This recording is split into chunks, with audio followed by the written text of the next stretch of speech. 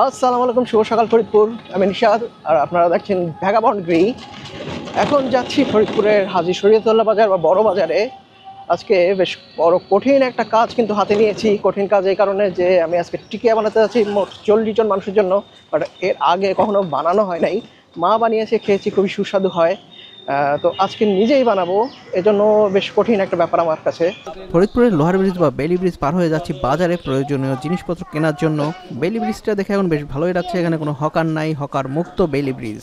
টিকিয়া বানানোর জন্য প্রধান উপাদান মাংস, আর গরুর মাংস দিয়ে এটা সব থেকে ভালো হয়, কিন্তু বিভিন্ন ধর্মের মানুষ থাকায় এখানে গরুটা বাদ দেওয়া লাগলো আর এবং সেখানে মুরগির মাংস দিয়ে করা হচ্ছে। নিয়ে নিলাম প্রায় 4 কেজি মুরগির মাংস এই দোকান থেকে। এরপর প্রয়োজন পেঁয়াজ, রসুন, আদা, মরিচ সহ বিভিন্ন রকম মশলাপাতি, যেটা নিয়ে নিলাম এই দোকান থেকে। এটা হচ্ছে আপনার কালো গোলমরিচ, এর জন্য লাগবে হচ্ছে ডিম।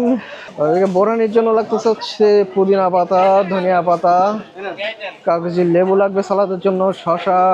ফরিদপুরে বড় বাজারের মধ্যে শুধু এই জায়গাটায় কিছু এক্সেপশনাল জিনিস পাওয়া যায়, যেমন ওই যে পুদিনা পাতা আছে, লেটুস পাতা, তাছাড়া ক্যাপসিকাম, লেমন গ্রাস আছে 100 গ্রাম 50 টাকা। এরপর চলে এলাম তেঁতুলতলায়, সেখান থেকে নিয়ে নিলাম 8 কেজি টক দই। কিন্তু কপাল খারাপ, টক দইটা টকের থেকে মিষ্টি ছিল বেশি।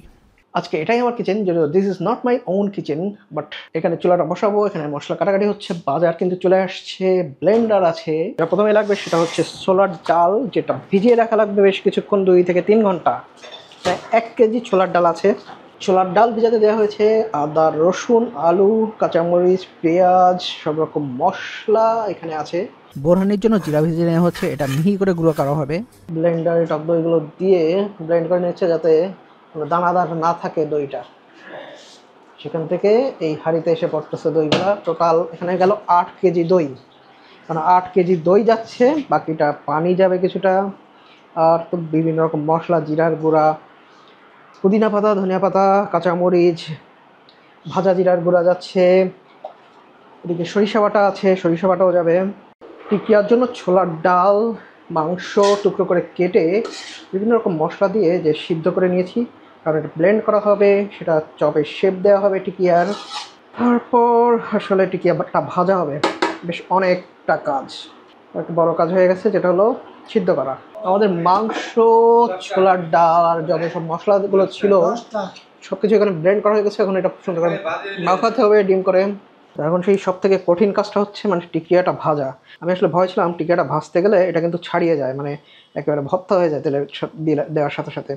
কিন্তু এখন দেখতেছি এটা পারফেক্ট আছে। এই যে টিকিয়াগুলো এখানে গোল গোল করে দিচ্ছে আমাদের জাহিদ ভাই, খুব সুন্দর করে কিন্তু গোল গোল টিকিয়াগুলো বানিয়ে দিচ্ছে হাত দিয়ে।